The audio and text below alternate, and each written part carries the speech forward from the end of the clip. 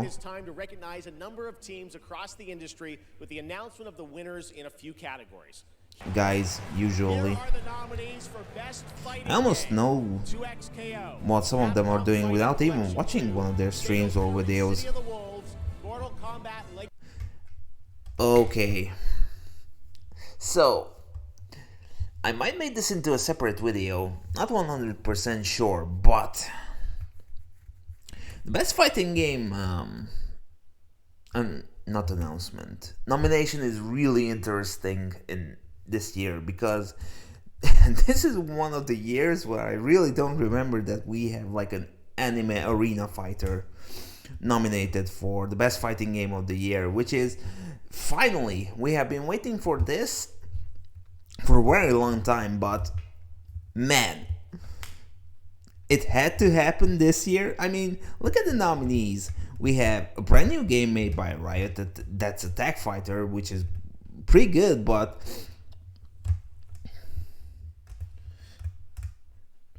it's like, I don't know, how should I say? In a way, it's all very new, but in a way, it also would be shocking if Attack Fighter would be winning.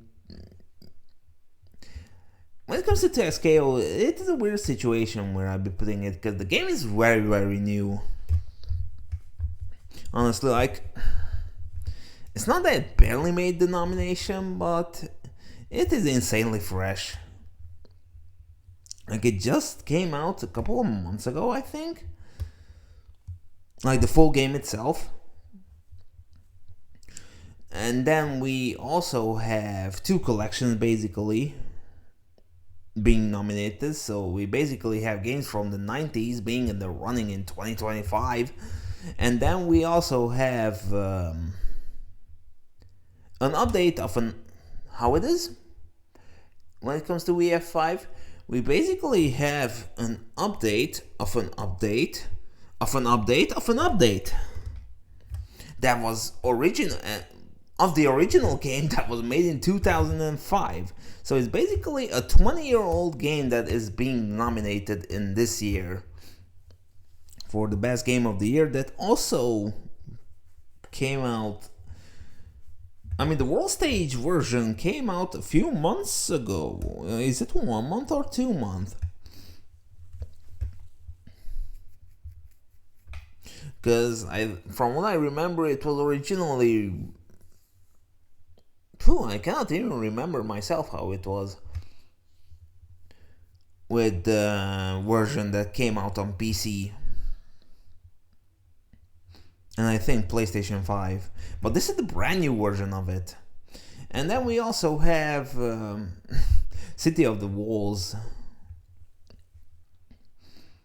which is weird that a game that basically received this sequel, God knows how many years later, is being nominated right now as the best fighting game out of all of them.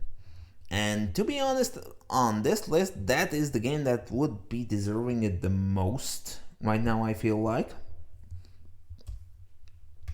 So this is really a strange year for this nomination. And I myself would really like it if City of the Wolves would be taking it.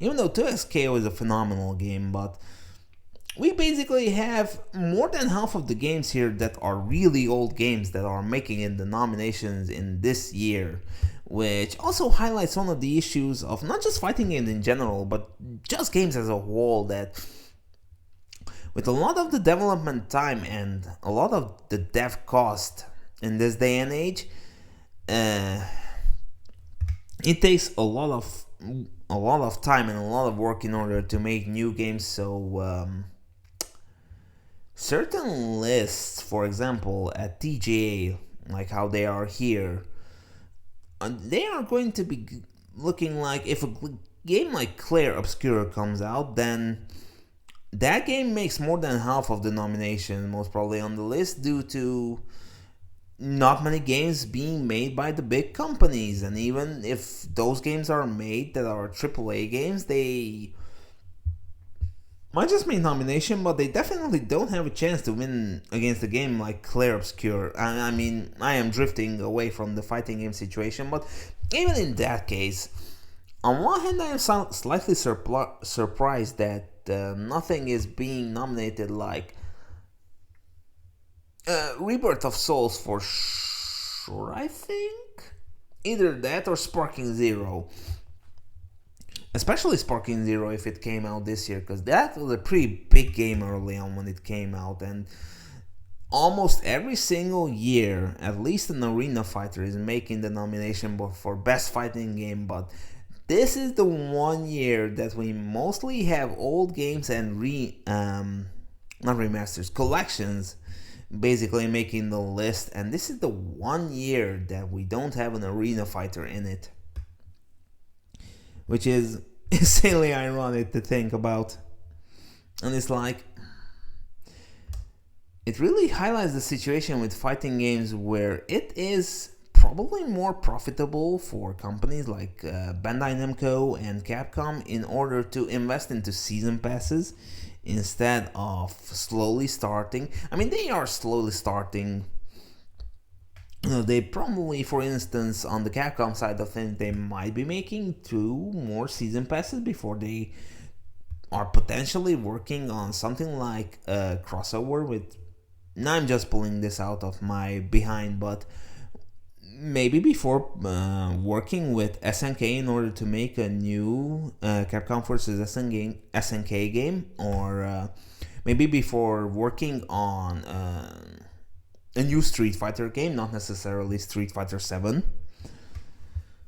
But it is potentially a lot more profitable after they release the full game in order to fill it with content via season passes and DLCs, because it is a lot more profitable for them to do smaller amounts of work and to sell it at I wouldn't, decent-ish price, I suppose, or a bit slightly more expensive than decent-ish price. And if you all noticed already that a lot of these games have taken up the Battle Pass model now, because again it is just really profitable. In order, even if most of the games that have, out of the fighting games that have implemented the Battle Passes, in my opinion, they haven't really done such a splendid, like the only one that I can think of that did a really good job with it is Granblue Rising. Outside of that, most of the season passes that some of these fighting games have are kind of lackluster. So yeah, that's the situation. In the near future, I think that the nominations are going to be, at least for the fighting game side of things, potentially filled with collections as well. If they really want to go with the route where they are not going to be putting arena fighters in it, which on one hand is good, but if the future is going to be looking this not really bleak, but a bit concerning in regards to the development of video games, then yeah, situations like these are going to happen more often from now on. But anyhow, let's see which fighting game won it. Hopefully City of the Wolves. Legacy Collection and Virtua Fighter 5 Revo World Stage. The game award goes to Fatal Fury. Oh yeah, let's go. Now the nominee